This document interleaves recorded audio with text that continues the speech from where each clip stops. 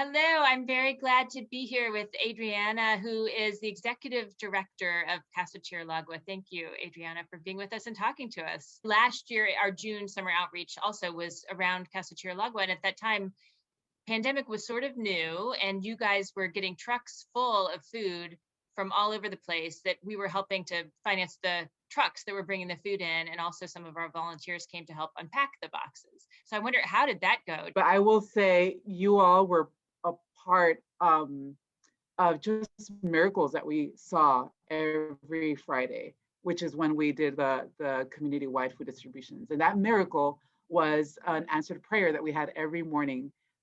We would see the long line of our neighbors just wrapped around the building, wrapped around the soccer field.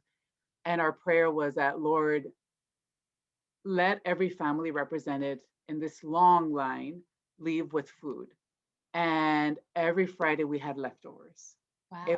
It was a miracle. It really was, Elizabeth, and you all were a part of that. I wonder, how did that transform into how you're operating now? What we continued to do, since we still saw a need for particularly fresh produce. So we have continued our pantry, our food and essential needs pantry, which, shelf stable food, but we know that shelf stable food isn't the best diet when it comes to having a healthy immune system and being in a pandemic, right, where your immune system needs to be very strong. And so we continued our partnership with Neighborhood Restaurant Group, where they have a program called 1 Week Boxes, and we purchase 150 boxes every other week. And these are boxes that feed a family of four for a week, and it has fresh produce like eggs, vegetables, some prepared meals. How could the contributions of St. Paul's be helpful for you going forward?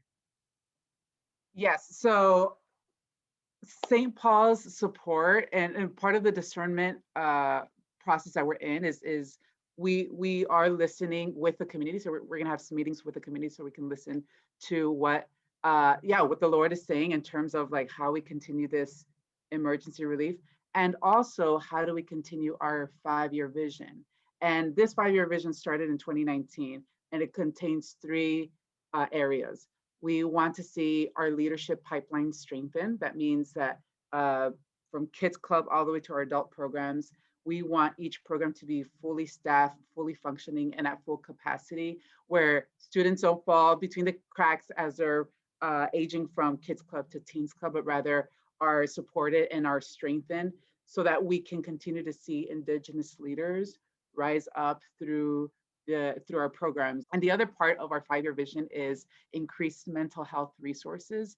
The pandemic has created lots of trauma. I know I've experienced that. And so even before the pandemic, there is a history of trauma in our community, whether it's from the migration journey, whether it's family dynamics. It's a lot of trauma, and we see that there is a need to bring access to effective and successful mental health resources to the community. And the third is having more confident community advocates. So we're also seeing that our community is rich, is intelligent, and the city needs to benefit from our neighbors in a way where they are invited to tables where decisions are being made. They are able to advocate for themselves, for their families, for the community. And so St. Paul's support will help us continue our 5-year vision into 2024. So that all sounds amazing. And I wonder, in addition to financial support, are there specific volunteer opportunities where you think parishioners might be able to step in and get involved? Yes. So right now we have a very unique volunteer opportunity where if there are any parishioners that are bilingual and have like basic computer skills, we need volunteers to help neighbors fill out the rent relief program application.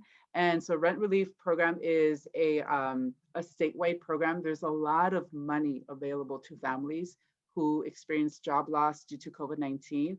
And this money can help pay for their rent as far back as April of 2020. We are always looking for more mentors. Our mentoring program it's more of our more serious volunteer commitments. It is a minimum of 1 year, but I would say it illustrates our mission in the most beautiful way, because it's where a mentor connects with a mentee and their family, and they essentially form a friendship. And then we also look for volunteers to help us with our food pantry. We bag pantry items for our Wednesday distributions. And then also Kids Club and Teens Club. We are finishing the academic year. However, we will have summer programming for our elementary and middle school students and high school. And so we will be looking for volunteers to help us make those programs a success, as they always are every year. And so, yeah, there's certainly many opportunities to volunteer with us.